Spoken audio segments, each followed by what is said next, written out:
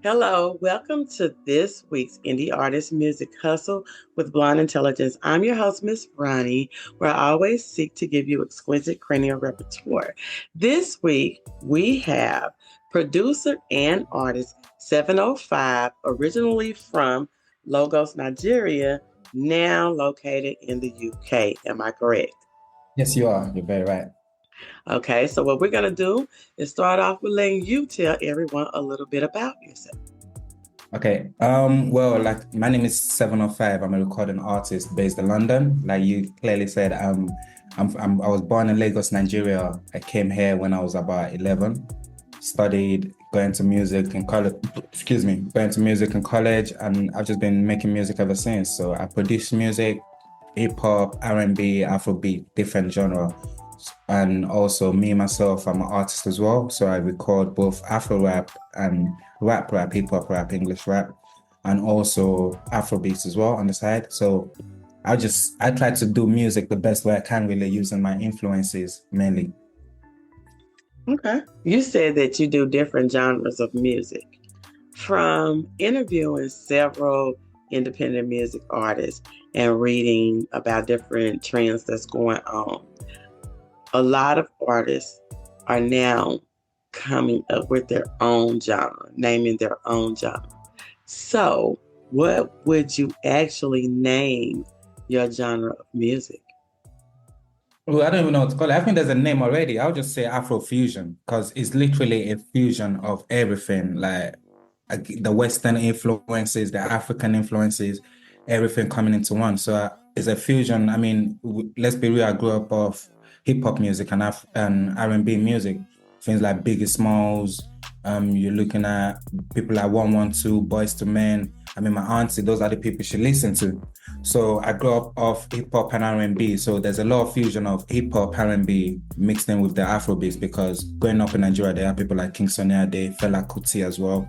So it's just a blend of everything, literally, that my music is. Because I listened to the two songs that I guess is your publicist sent, but I like both of them. They were both different from each other. I mean, like totally.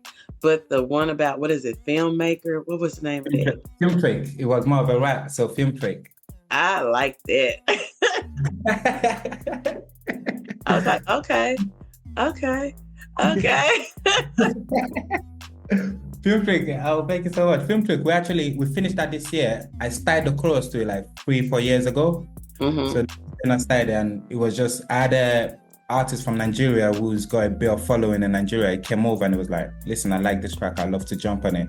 And as you said, it's literally that because you could hear the hip hop element of it in there as well. And then you could, my boy is speaking in Yoruba, so there's that African mixture to it as well. So yeah, it's literally that. What? Well, I read your bio, and I'm glad that you mentioned some other artists, and you was talking about the influences, and you was like Biggie Smalls, Tupac. Who are your influences in today's hip hop culture? In today's hip hop culture, like today's music, artists putting music out today, I don't have no influence of any of them. I won't lie to you. If I was to say, okay, in the 2000s, I'll say 50 Cent. That's my main influence. Okay. I like his rawness. I like his realness. I like how he says it how it is. That's one thing I like about him. And that just shows like to always stand on your ground. I really like that about him. And the fact that let's be real, his album dropped, Get Rich or Die Trying, and how he sold, it literally broke records. And that really stands out for me, being like coming out from nothing and literally making a name for himself. I mean, people wished him dead. And yes, it's hard for us coming out as artists, but that's the main thing. Like he was meant to be dead and he actually came back and made a name for himself. That's something that really inspires me. And like I said, you look at his movies now. I was looking today, it was on his page was talking about his G-Unit Studios. He just bought a whole land in Chevreport to actually start making films. And he just keep growing, and I like how he grew out. He branched himself out. When G-Unit started, he's one of the first. I mean, Reebok was with them, always did with people, but when he did the G-Unit Reebok, it literally blew. So merchandise is just a businessman apart from music, because let's be real, music is something we're gonna do to a certain degree. You do what is really in you, and that's what you do. And in artistry, when you talk about rapping and making music as well, 50 does influence me, because when you look at his storytelling, his chorus is his verses. There's no chorus, and his verse is different from the chorus. You know, these days you hear choruses and the verses got nothing to do with the choruses. So that's the kind of thing. So 50 is a big influence, and Tupac is another one of that, because Tupac is the same thing, storytelling, and those are what really influences me in music. I believe music should. So you believe in traditional hip hop? Yeah, I believe music should need to have a purpose. Yes. You shouldn't just make music just for you shouldn't just make music for the sake of making music, just to make noise in people's ears. You know what I mean? Everything should have doing it. Okay. So you sound like a true artist. Now, are you a musician? Because I know that you are a producer, and some people who are producers don't necessarily play an instrument, but they produce music. What we're doing, music, is something that I don't know if witchcraft is the word, but it's something that we're giving people. We're sharing to people, and they're going to constantly repeat that. So it's always good to put something out there that could really inspire people. That's what I believe. And even down to the music I make nowadays, when you look at music that's really prominent, music that lasts long, music that stands for a while, it has a meaning. Something behind it. It's not just anything. And then I had a few times where I went to guitar lessons, but I couldn't get my head around it. I went to piano as well. Don't get wrong, when I'm making beats, I could make a beat from scratch, like use a keyboard, play little melodies here and there. But to tell me to not sit down, play you Beethoven, some different piano, some melodies, no, I can't do that. I could play the simplest of melodies. I could probably play Twinkle Twinkle Little Stars or something like that. But I wouldn't say I'm a musician in that term, but yeah, I'm a producer in terms of I could listen to sound and be like, yeah, that sound works. Let's put it together with this. A lot lately, even I stopped producing for like 3 years or so, and I just got back to it. And now that I'm back to it, the main reason why I stopped is the fact that I could make beats, put drums, but the melodies, I couldn't get the best out of my melodies. Recently, one of my friends came around and he started producing, and he started using something called Splice, and he had a lot of samples. And I was like, wait, I could just get melodies using that. So I started using a lot of samples and things like that. Because before I used to believe using samples is not, as a producer, now you're not a producer, you're not making it from scratch. But then someone was like, it's your sound, you're putting it together. But it's art. Exactly. That's what someone showed me. That's what someone said to me. And that made me learn that, wow, you've been thinking backwards. And that's what I just got into. And now I use samples, use other things. But in terms of music, I could play the basics in piano, but I don't call myself a musician in terms of instruments. Okay. What do you think about visuals? How important are they as being an artist? I mean in every aspect, such as you're going to go out to this restaurant. You know, people are going to take pictures. You're going to go to this event. And then, you know, you got to drop here. And then even down to your stylist and how you present your videos. What do you think about visuals? How important are they? I think it's very important. To be honest, before, if you asked me like 3-4 years ago, I'd be like, nah, whatever. Just do it, but just step out. But growing in this music game, I believe is very important. When you look at artists, you look at their social pages and things like that, there's a way they carry themselves, their looks, everything. So it's very important because you don't know who's going to see you. My mom, something came to my head this morning because I was like, my grandma used to say something to me, rest her soul. She was like, before you leave the house, tidy your house. Come in with you when you're coming back home. And it's the same thing. When you're going out, you don't know who's going to see you as an artist. You are everything. You're a brand. Every time someone sees you, they affiliate your name to you. So it's a thing where they see it, they're like, oh yeah, it doesn't look so good. So everything's important, which is something that even myself, I've been looking at a lot lately. That's why I did my hair, all this other thing. You don't know who's gonna see you. You don't Mm-hmm. know anything could happen anytime. So image is always important. That's why I believe visuals is important in terms of now if we go to things like music videos, I didn't used to think of it a lot. I used to like, yo, whatever, whatever. And you look at in the world we live in, it's content.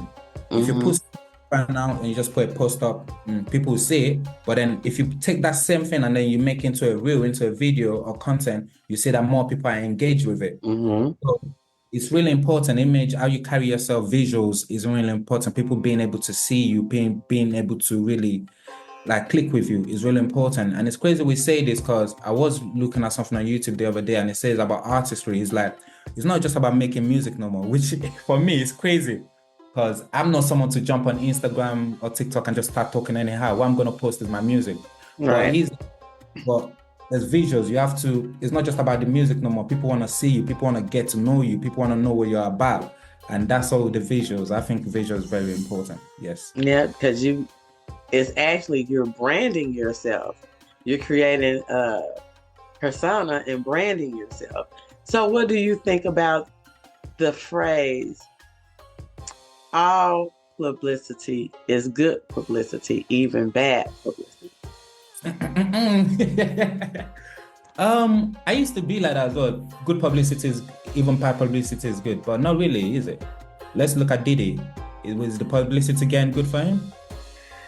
Not at this very time. I don't think that it's working in his favor. Exactly. So, and then even if we go back to MJ and Michael Jackson, like those things that were coming out by him is kind of the things that start bringing his downfall. So people say things like good publicity, bad publicity don't matter, but then in the wrong place, a bad publicity could end your career. I mean, you had well, I forgot Johnny Depp, I forgot his girlfriend's name, where they went to court. I can't remember her name But either, now, but yeah, but now apparently she lives in Spain. She's had to do a whole cosmetic surgery to look different. so So do you think that that phrase is outdated? I think Considering when people said that, there was no, I don't even think MySpace at the time. Do you remember MySpace? I remember MySpace. I remember That was too. like the first like big social media platform before Facebook, before Instagram, before Twitter, and then even now I feel like YouTube is becoming more. You don't have to just post videos. You can post shorts. You can post Yeah. pictures. You can leave messages. You can do all these things. So I think for me that it might be a little outdated, considering even the normal person walking down the street may see you and video you doing anything. Like the guy that was at the Olympics or some game and got caught eating boogers. Nobody will really pay attention to something like that. But, everybody can record now. Yes, that's true. And that's what makes me scary. Is like exactly what you said, everybody can record. So image is important because you step outside, the wrong person records you, and that's it, you're done. And we live in a world where comments, people are ready to comment and slander your name. And even when posts are up now, let's be real, a lot of people don't just watch the post, they're reading the comments. Yeah. So well, reading the comments, everybody wants to laugh at what it is going on.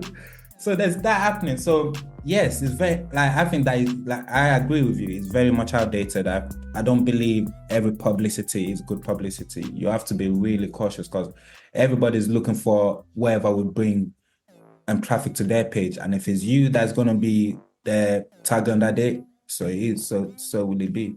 I mean, I did a show once, or it might have been when I wrote a blog, I can't remember, about content creators considering themselves journalists.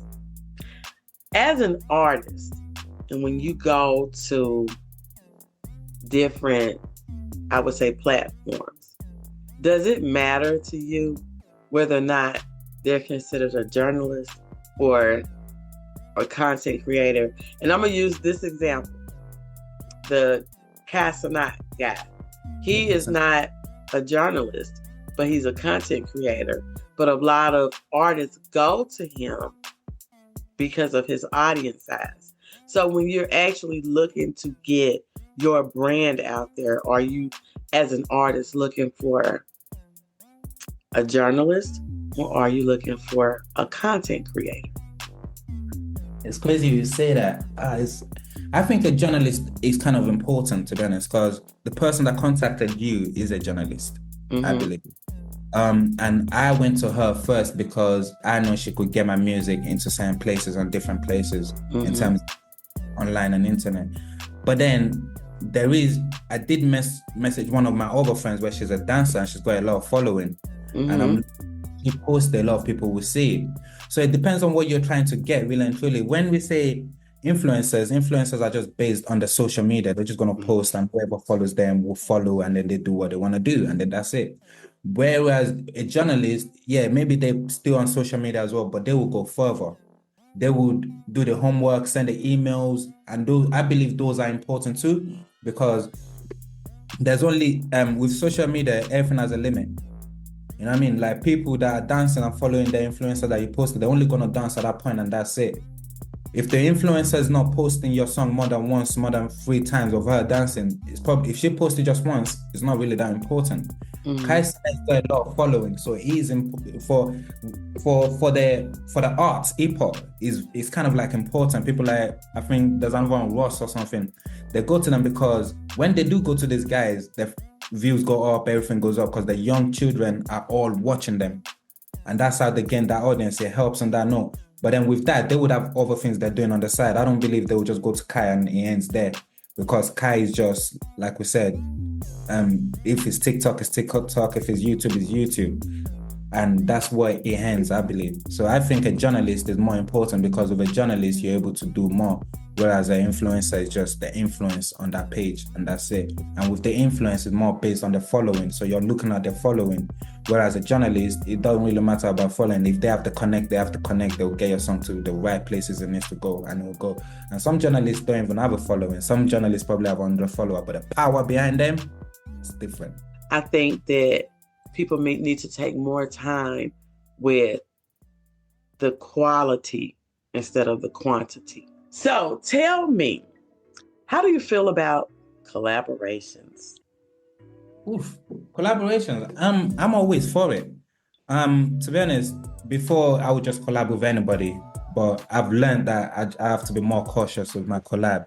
So, like you said, Filmtrick, the one you like, the track you said you like, is a collab with one of my friends. I like the other one too now. Don't just make it seem like it's the only one. I think that one was vibe with me, I think. Yeah, I like that one too because I was like, yeah, I can see dancing to my honey with this. Ooh, thank you. That one right there really took me by surprise. Thank you. I appreciate that. Thank you. It's good to know. I know you like both, but it's just because that's a collab. So what happened was he came from Nigeria and I was like, you know what? I need to work with someone. People always telling me, oh, you need to work with someone that's got following. You need to do this. You need to do that. You need to do that. And I'm always like, I believe that if I have to pay someone to jump on my track, that's the end of it. It's not making sense. I understand it is music business. At some point, like when we're to a level where we could start paying people wherever. But where I'm at, if I have to look for an artist that's blown and pay him, it don't make sense to me because from what I know in the Nigerian scene, you're gonna pay them to write and jump on your track. When it's time for you to make the music video, they charge you as well to show up to the music video. Mm-hmm. This is Nigerian artist. And so all of them like, no. So that's why I don't look at it no more. So I really work with people that genuinely want to work with me, collab-wise, and then that's how I do my collaboration. I believe collaboration is good because it allows you to be able to get the other artist audience, get their audience, and they are able to actually dig into your audience as well and get some feedback from your side as well. That cross promotion, cross networking, I don't know what the word is, but I think that's really good and it's really beneficial. And not just as an artist, producer as well. I have a friend of mine that we did a song Too Bad, but then it went off, came back recently and is like, I need to work on a track. And me and him just sat down like, you know what, let's work on this together. And he started making a beat. Now I added the drum, I added a couple of things in. And before you know it, he came back. He actually left the track to me. Came back. I deleted someone 1 or 2 things. I'm like, what do you think? He's like, yeah. And we made a song that really sounds good. It will be out soon. But that's another part because you learn from other people. We always look at it like, oh, I know everything, but it's good to share knowledge. It's good when 3 or more people are putting their knowledge into something, the result is different. So I believe collaboration is a great thing. You cannot you cannot do everything by yourself. There's a saying like, what do you call it? One tree cannot cause a wildfire. So you need people around you to make it happen. Okay, so what do you think about AI collaborations? Mm. Someone came to me the other day actually and said, what did they say? They were like, Seven. It was an artist who was with me, was talking to his girlfriend. Mm-hmm. And the girlfriend's phone was on the phone. She was all rapping and everything. I'm like, what's going on? She's like, yeah, she's using AI to get our lyrics and everything like that. I'm like, wow. To me, that's not authentic. I can't do that. I can't do that. No. Because I feel like the human mind is smarter than AI. AI is supposed to help you, not do it for you. Exactly. So going to an AI to write your lyrics and things like that, I'm not interested in nothing like that. Because apart from that, people listen to your music for your experience, your own feel. So why would you tell the computer? Like, there's a lot of lies. There's a lot of things now that people do. The music has become less genuine. So for the people, that's how I see it, because you have a lot of people that's using AI now. Some music actually is AI that's doing the recording as well. So, and it makes it hard for other people, but I believe the connectivity, the being real with people, that's what's really important. When people come to your shows, they want to know you for you, not for what a computer has generated and written. Don't get wrong, when it comes to like, if I'm to write press release or meant to write a Word document, I'll call ChatGPT and we need to do that. But in terms of my lyrics, making my music, I don't need AI, no. Okay. That'd be personal. What about artists who write for other artists? That's a crazy one. You just flipped it. But with that, to be honest, I used to think, nah, you should write for yourself. But I don't think there's anything wrong with it. Okay. When you start, the reason I say that is when we say write for other artists, like I've been in that kind of situation. A lot of people think, someone is sitting there writing for you every time. For example, I was in the studio a long time ago with one of my colleagues and one of my friends, and was making a beat, and I was like, yeah, do this. I was trying to do something. I was like, no. Why don't you do this? So he actually changed my structure of how I was going to sing the song. So he's changed the melody. So in a way, that's kind of like songwriting as well, because he's made me move away from what I had in my head. Now I'm doing what he's saying. So there's that aspect of it. I believe songwriting is good. It could help. It shouldn't be a thing where you're always going to someone to write your song for you because you lose your touch. And even if someone is writing your song, you should still be together with them and have that influence to still have you in it. That's what I believe. But I don't think there's anything wrong in terms of, Drake uses it a lot from what I heard. But I don't use it, but I think it's something that could be useful. There's nothing wrong with having songwriters, but always remember that the songwriter is one that eats the most. You only make your money back from performing. And the publisher. You understand? What made me think of that is I remember Ja Rule doing an interview. It may not have been an interview. It may have been during the verses. I can't remember, but I know that Ja Rule said that the collaboration that he did with Jay-Z, he was like, I wrote his verse for him. So the reason why I ask these types of questions is because in that situation, I don't think that he necessarily needed Jay-Z's pen. He just wanted his actual voice. Yeah. And I don't see the difference in, I'm looking for this sound right here. I need you to do this. Because I've talked to different people who would collab with different people across the world, especially when COVID hit. And they was trying to find like creative ways to still be able to collaborate. And they had different programs that people would get in. Because I know, if I'm saying it right, I think it was called Band Lab or something, where you could go in and collab with different people. And they have met like some really accomplished people doing that. I'm just thinking that even with AI, if you know you're looking for a particular sound and you searched and can't find it, what's wrong with creating it? There's nothing wrong with creating it. I don't think there's anything wrong with it. And that's what producing is, really and truly.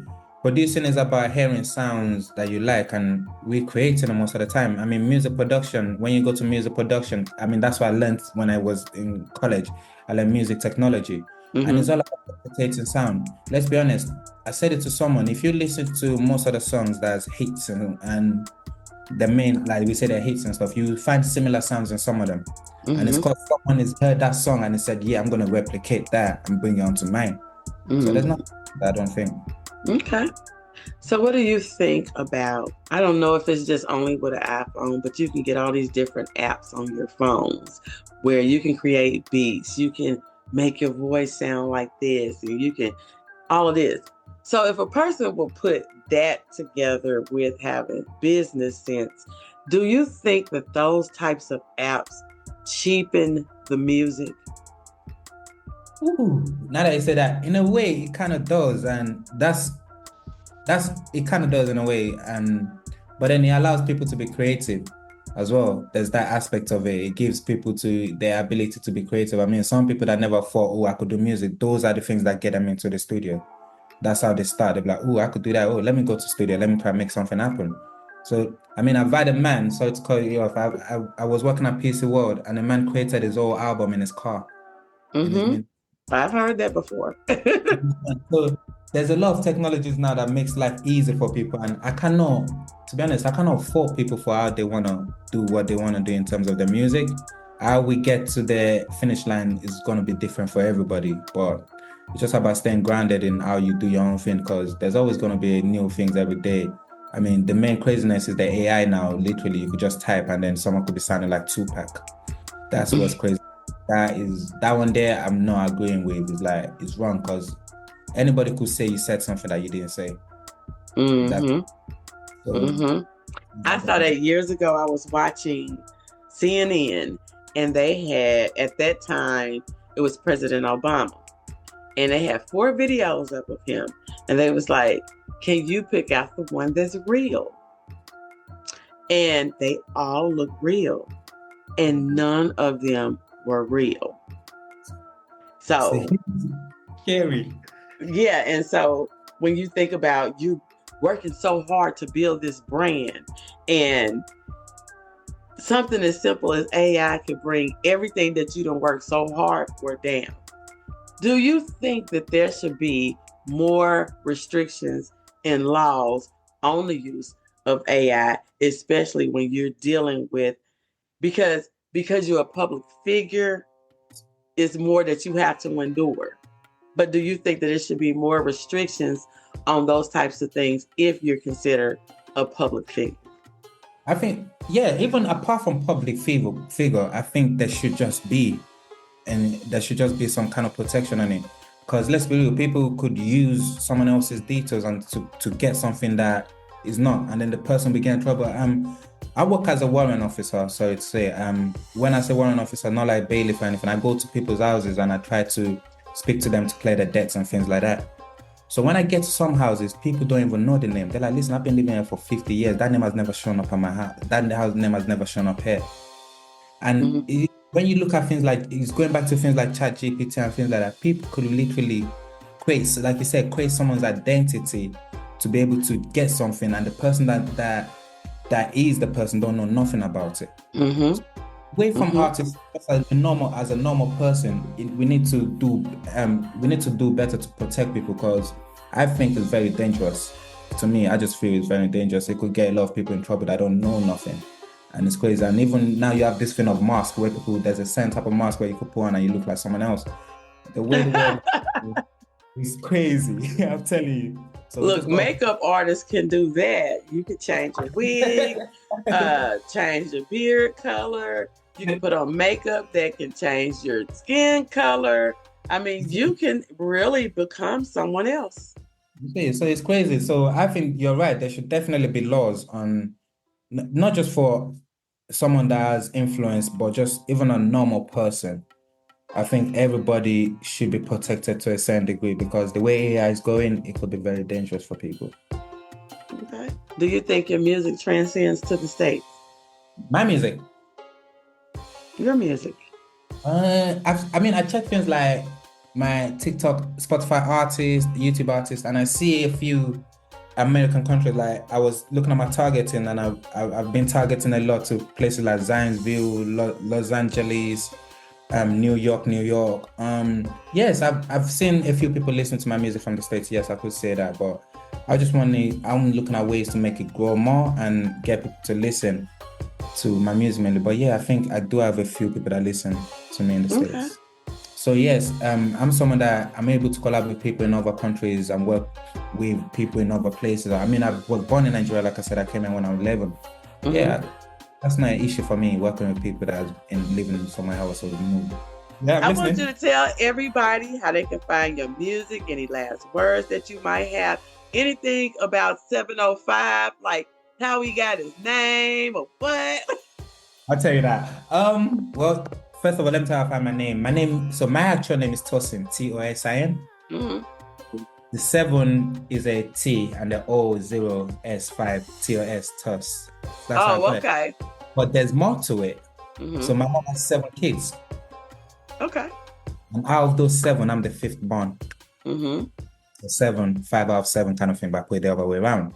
Okay. So that's the other aspect of it. So that's how my name came about. My music, you could literally find it everywhere. Just literally 705, Spotify, YouTube, iTunes, anyway, 705. Social media, I go by 705 Beats, which is 705 BEATS. Bravo, Echo, Alpha, Tango, Sierra.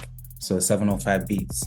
And yeah, that's it. I got new music coming out. I got a song that I think you guys will love. It's a fusion of Afro. I'm really going into Afro with it. I got someone rapping in Yoruba as well. So there's that Afro rap fusion again. And I think it's going to be a real summer vibe. I should have dropped it being that way in April, and summer is basically here. So I'm working on it. Okay. So yeah, that's me. Find me. And thank you for actually having me here. It's been a real vibe and I've learned a lot. Well, I'm glad that you came. Remember, you can find Indie Artist Music Hustle with Blonde Intelligence on all podcasting platforms. You can catch us on social media, and you can copy your merch at www.blonde-intelligence.com. And I'll see you next week. Bye. Hey, girl, let me tell you about this podcast. Girl, everybody has a podcast these days. But this one interviews new and interesting indie artists. It's called Indie Artist Music Hustle with Blonde Intelligence. Really? Where can I find it? It's on all podcasting platforms, streams live on social media, and on rpentradio.com. What'd you say it was called again? It's called Indie Artist Music Hustle with Blonde Intelligence. Girl, I'm gonna have to check her out. Give it a check, girl.